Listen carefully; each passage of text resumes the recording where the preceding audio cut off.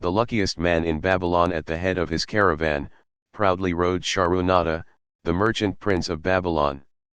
He liked fine cloth and wore rich and becoming robes. He liked fine animals and sat easily upon his spirited Arabian stallion. To look at him one would hardly have guessed his advanced years. Certainly they would not have suspected that he was inwardly troubled.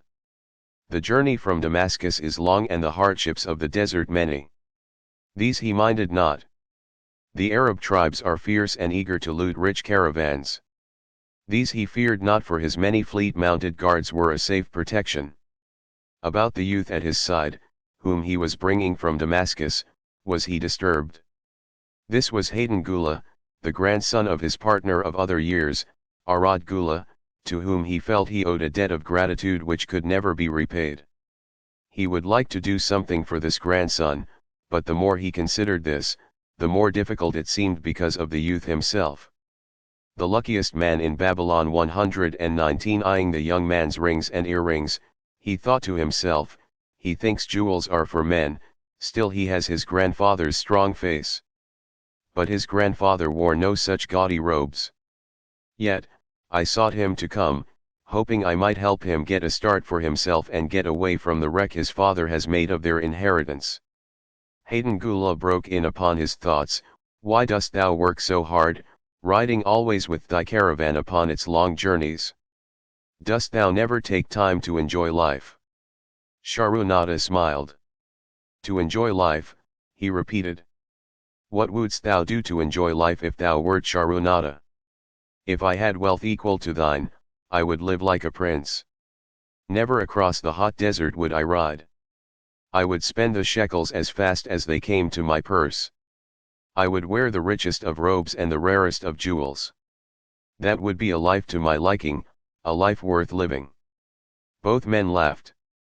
Thy grandfather wore no jewels, Shahrunata spoke before he thought, then continued jokingly, wouldst thou leave no time for work?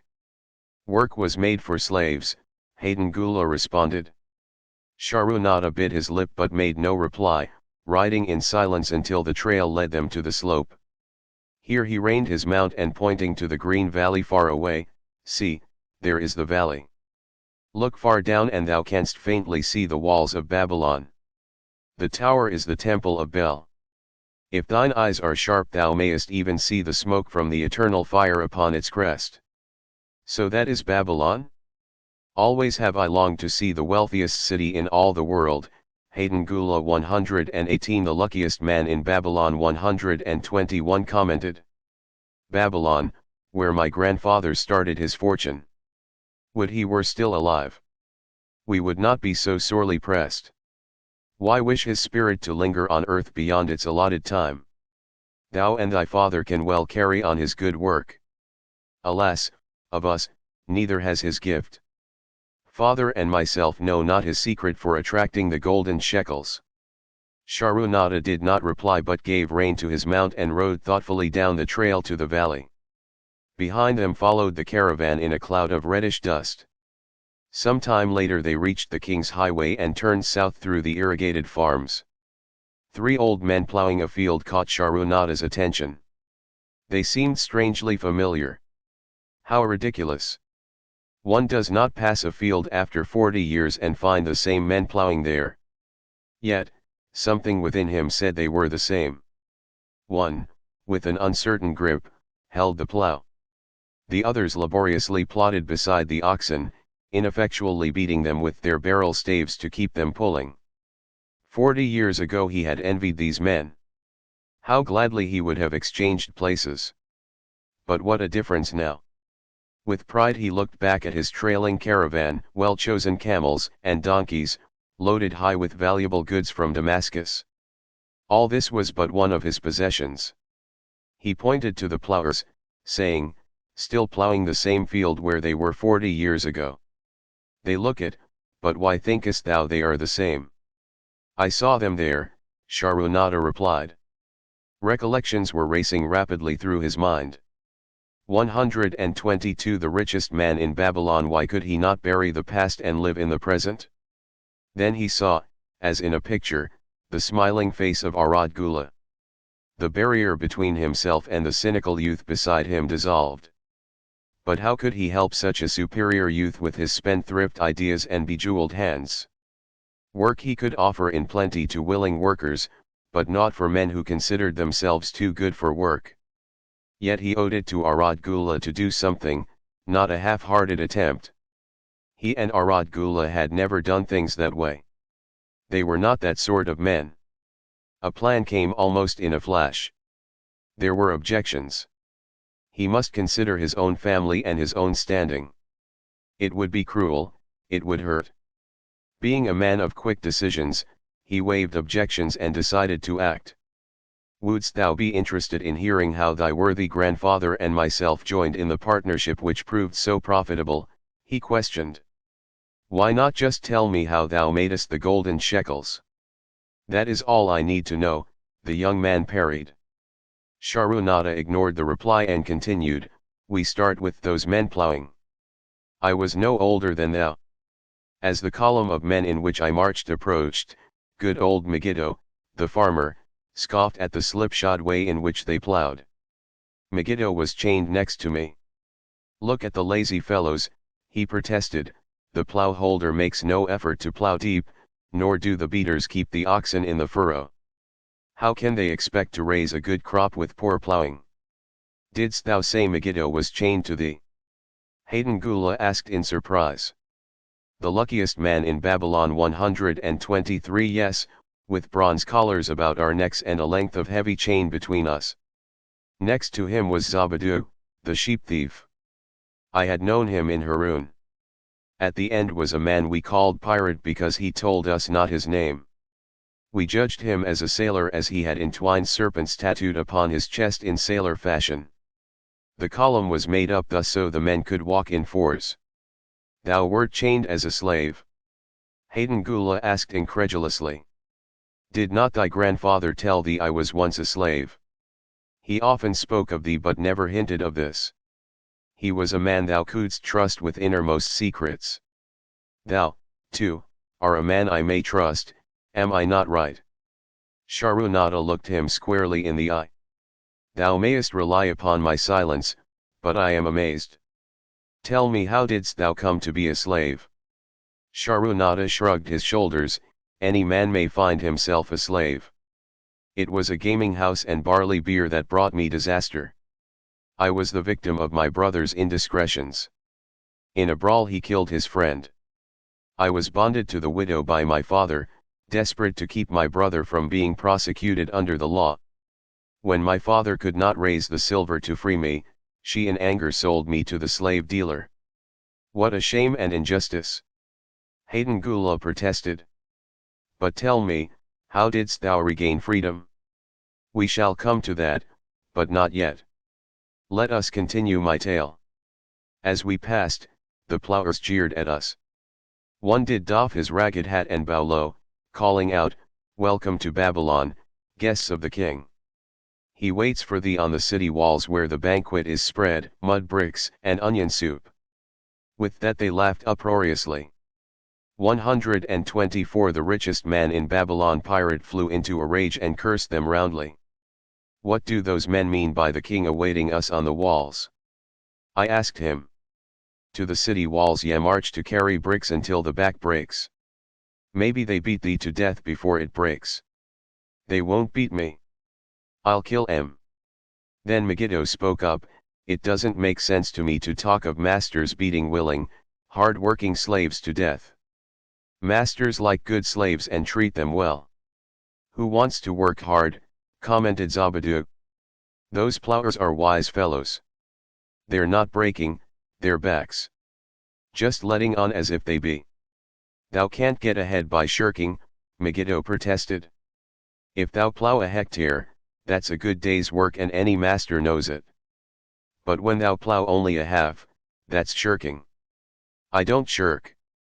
I like to work and I like to do good work, for work is the best friend I've ever known. It has brought me all the good things I've had, my farm and cows and crops, everything. Yeah, and where be these things, now, scoffed Zabadu. Figure it pays better to be smart and get by without working. You watch Zabadu, if we're sold to the walls, he'll be carrying the water bag or some easy job when thou, who like to work, will be breaking thy back carrying bricks. He laughed his silly laugh. Terror gripped me that night. I could not sleep. I crowded close to the guard rope, and when the others slept, I attracted the attention of Godaso, who was doing the first guard watch. He was one of those brigand Arabs, the sort of rogue who, if he robbed thee of thy purse, would think he must also cut thy throat.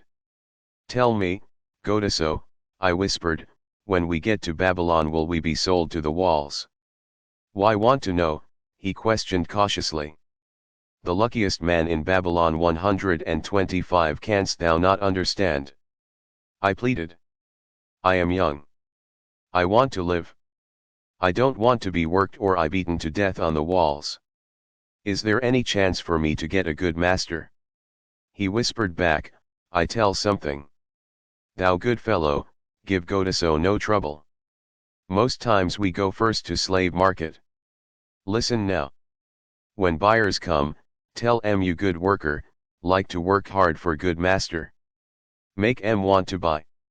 You not make buy, next day you carry brick. Mighty hard work. After he walked away, I lay in the warm sand, looking up at the stars and thinking about work. What Megiddo had said about it being his best friend made me wonder if it would be my best friend. Certainly it would be if it helped me out of this. When Megiddo awoke, I whispered my good news to him. It was our one ray of hope as we marched toward Babylon. Late in the afternoon we approached the walls and could see the lines of men, like black ants, climbing up and down the steep diagonal paths. As we drew closer, we were amazed at the thousands of men working. Some were digging in the moat, others mixed the dirt into mud bricks. The greatest number were carrying the bricks in large baskets up those steep trails to the masons. Overseers cursed the laggards. Arid cracked bull. The famous works of ancient Babylon, its walls, temples, hanging gardens, and great canals, were built by slave labor, mainly prisoners of war, which explains the inhuman treatment they received. This force of workmen also included many citizens of Babylon and its provinces who had been sold into slavery because of crimes or financial troubles. It was a common custom for men to put themselves, their wives or their children up as a bond to guarantee payment of loans, legal judgments, or other obligations. In case of default, those so bonded were sold into slavery. 126. The richest man in Babylon lock whips over the backs of those who failed to keep in line. Poor, worn-out fellows were seen to stagger and fall beneath their heavy baskets, unable to rise again. If the lash failed to bring them to their feet, they were pushed to the side of the paths and left writhing in agony. Soon they would be dragged down to join other craven bodies beside the roadway to await unsanctified graves. As I beheld the ghastly sight, I shuddered. So this was what awaited my father's son if he failed at the slave market. Godaso had been right. We were taken through the gates of the city to the slave prison and next morning marched to the pens in the market. Here the rest of the men huddled in fear and only the whips of our guard could keep them moving so the buyers could examine them. Megiddo and myself eagerly talked to every man who permitted us to address him. The slave dealer brought soldiers from the king's guard who shackled pirate and brutally beat him when he protested. As they led him away, I felt sorry for him. Megiddo felt that we would soon part when no buyers were near. He talked to me earnestly to impress upon me how valuable work would be to me in the future. Some men hate it. They make it their enemy. Better to treat it like a friend, make thyself like it. Don't mind because it is hard. If thou thinkest about what a good house thou build, then who cares if the beams are heavy and it is far from the well to carry the water for the plaster? Promise me, boy, if thou get a master, work for him as hard as thou canst. If he does not appreciate all thou do, never mind. Remember, work, well done, does good to the luckiest man in Babylon 127 man who does it. It makes him a better man. He stopped as a burly farmer came to the enclosure and looked at us critically. Megiddo asked about his farm and crops, soon convincing him that he would be a valuable man. After violent bargaining with the slave dealer, the farmer drew a fat purse from beneath his robe, and soon Megiddo had followed his new master out of sight. A few other men were sold during the morning. At noon Godiso confided to me that the dealer was disgusted and would not stay over another night but would take all who remained at sundown to the king's buyer. I was becoming desperate when a fat, good-natured man walked up to the wall and inquired if there was a baker among us. I approached him saying, "Why should a good baker like thyself seek another baker of inferior ways? Would it not be easier to teach a willing man like myself thy skilled ways? Look at me, I am young, strong, and like to work. Give me a chance and I will do my best to earn gold and silver for thy purse." He was impressed by my willingness and began bargaining with the dealer, who had never noticed me since he had bought me, but now waxed eloquent on my abilities, good health, and good disposition. I felt like a fat ox being sold to a butcher. At last, much to my joy, the deal was closed. I followed my new master away, thinking I was the luckiest man in Babylon. My new home was much to my liking. Nananead, my master, taught me how to grind the barley in the stone bowl that stood in the courtyard, how to build the fire in the oven, and then how to grind 128 the richest man in Babylon very fine the sesame flour for the honey cakes. I had a couch in the shed where his grain was stored.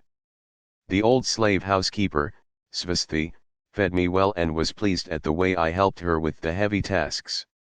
Here was the chance I had longed for to make myself valuable to my master and, I hoped, to find a way to earn my freedom. I asked Nananead to show me how to knead the bread and to bake. This he did, much pleased at my willingness. Later, when I could do this well, I asked him to show me how to make the honey cakes, and soon I was doing all the baking. My master was glad to be idle, but Svasthi shook her head in disapproval.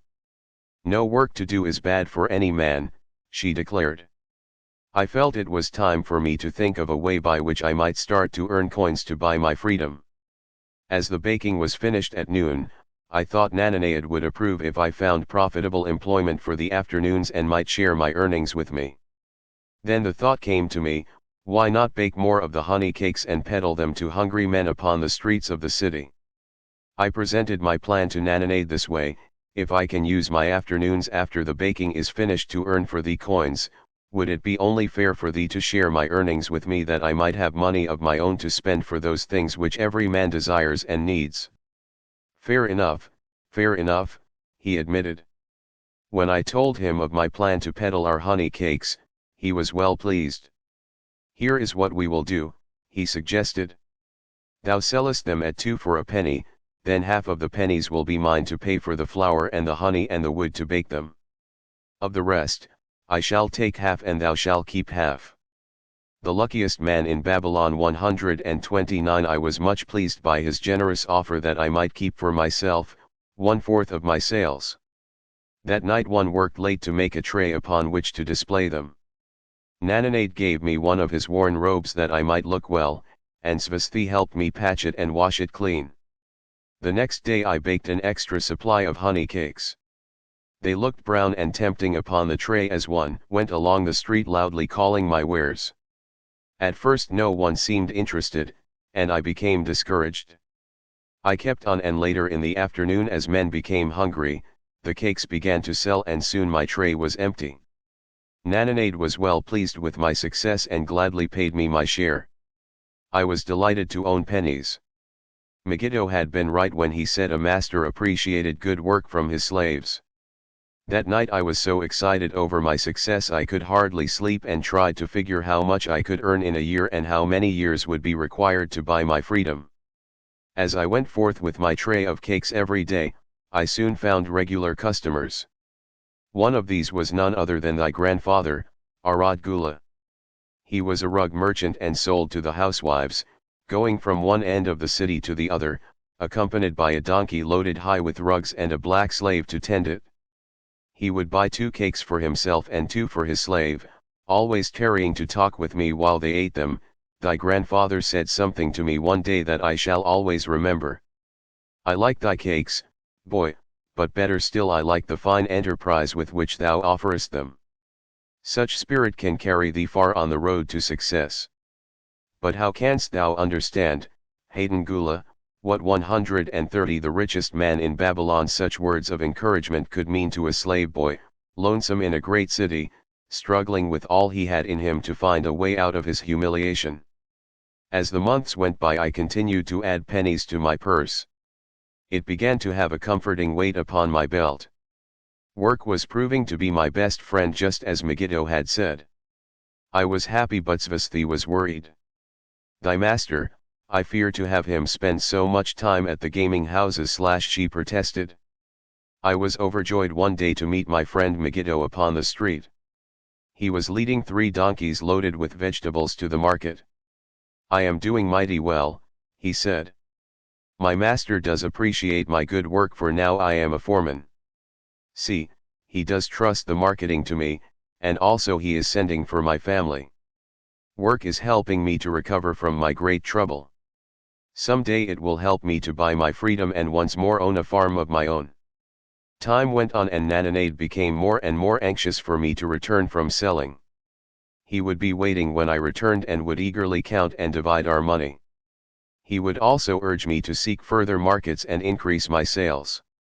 Often I went outside the city gates to solicit the overseers of the slaves building the walls. I hated to return to the disagreeable sights, but found the overseers liberal buyers. One day I was surprised to see Zabadu waiting in line to fill his basket with bricks.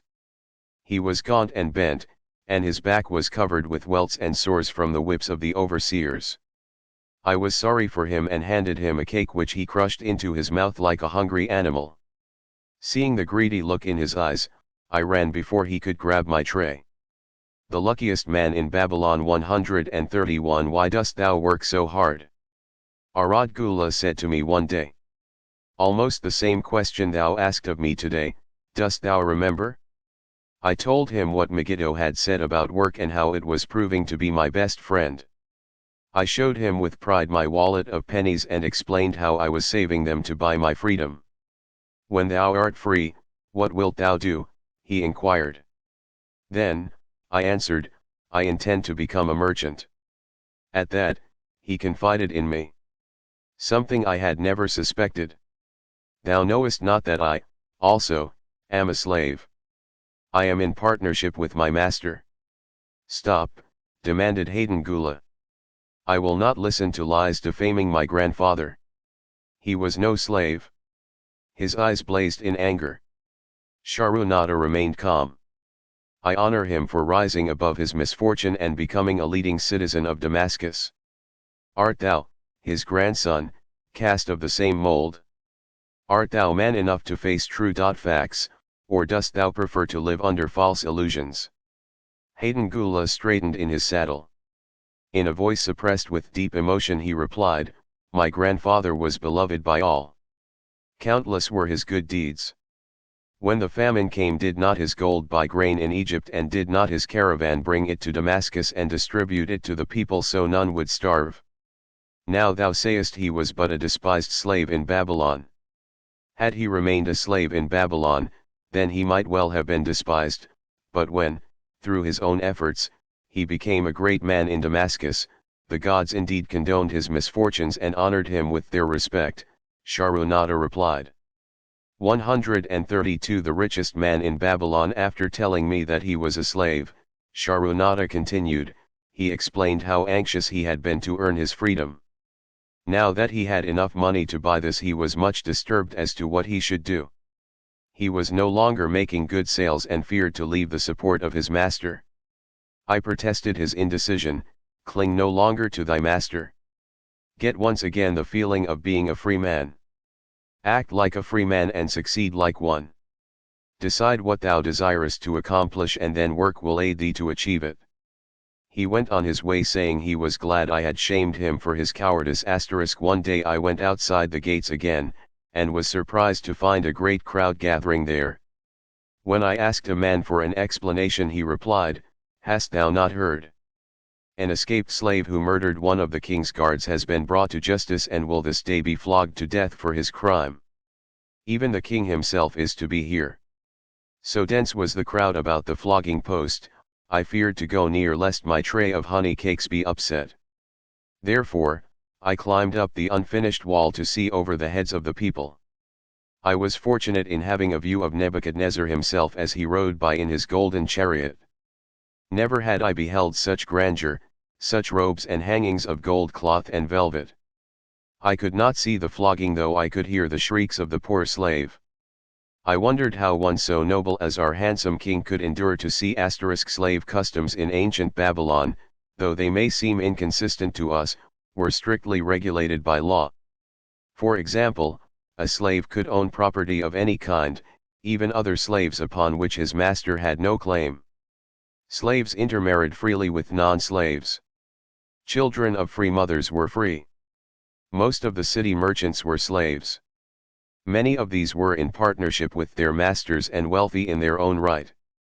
The luckiest man in Babylon 133 such suffering, yet when I saw he was laughing and joking with his nobles, I knew he was cruel and understood why such inhuman tasks were demanded of the slaves building the walls.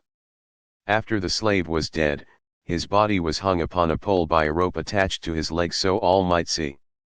As the crowd began to thin, I went close.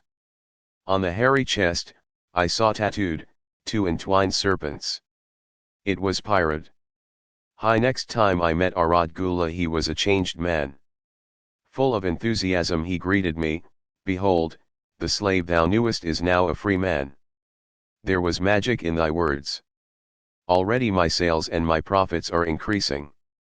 My wife is overjoyed. She was a free woman, the niece of my master. She much desires that we move to a strange city where no man shall know I was once a slave. Thus our children shall be above reproach for their father's misfortune. Work has become my best helper. It has enabled me to recapture my confidence and my skill to sell."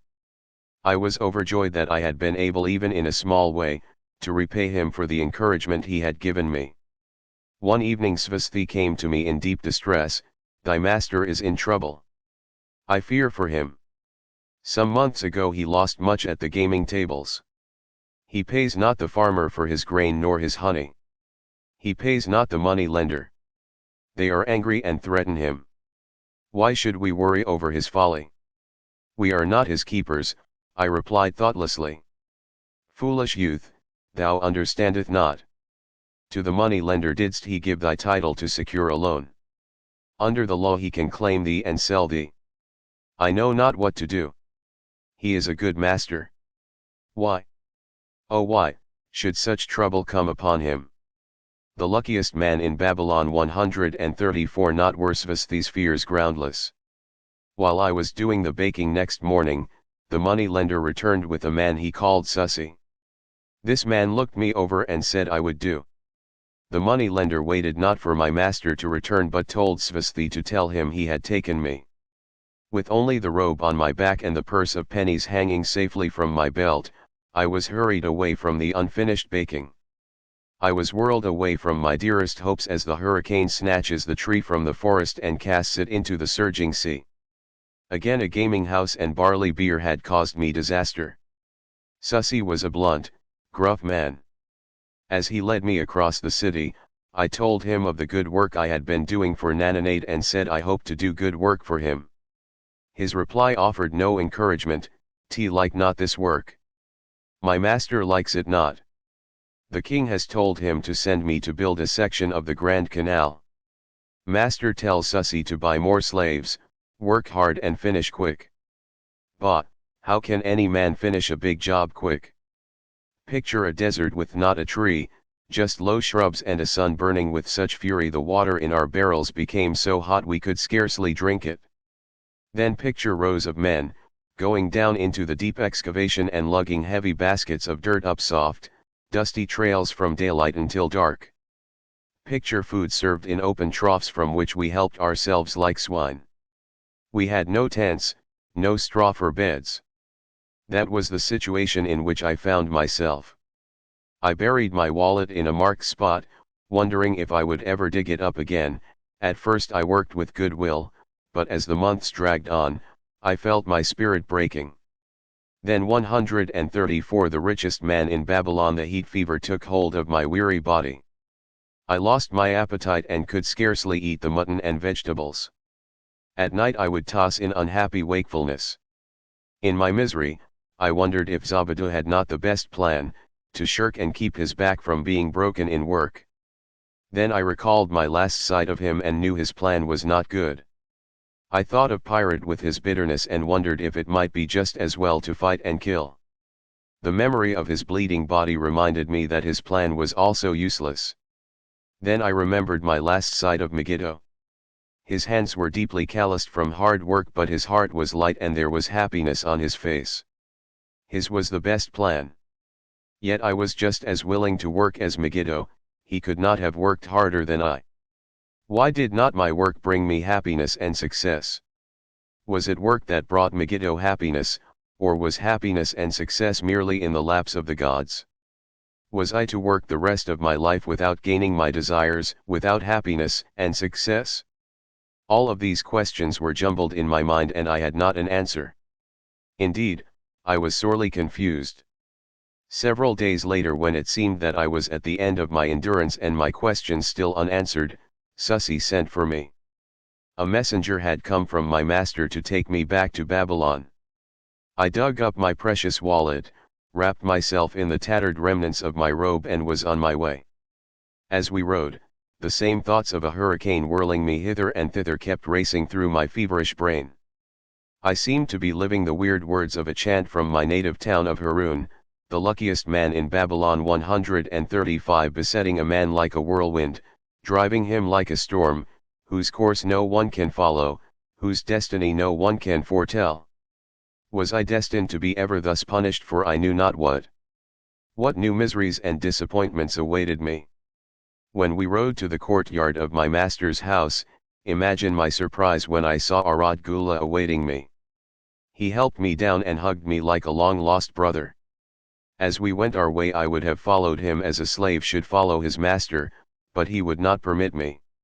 He put his arm about me, saying, "I hunted everywhere for thee. When I had almost given up hope, I did meet Svasthi, who told me of the money lender, who directed me to thy noble owner. A hard bargain he did drive and made me pay an outrageous price, but thou art worth it. Thy philosophy and thy enterprise have been my inspiration to this new success."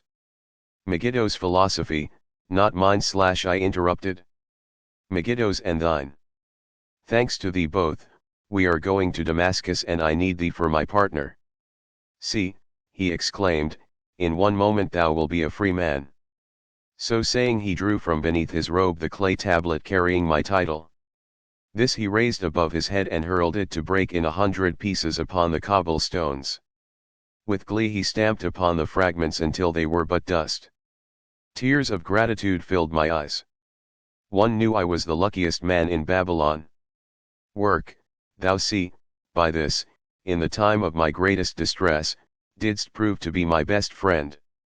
My will 136. The richest man in Babylon Ignis to work enabled me to escape from being sold to join the slave gangs upon the walls.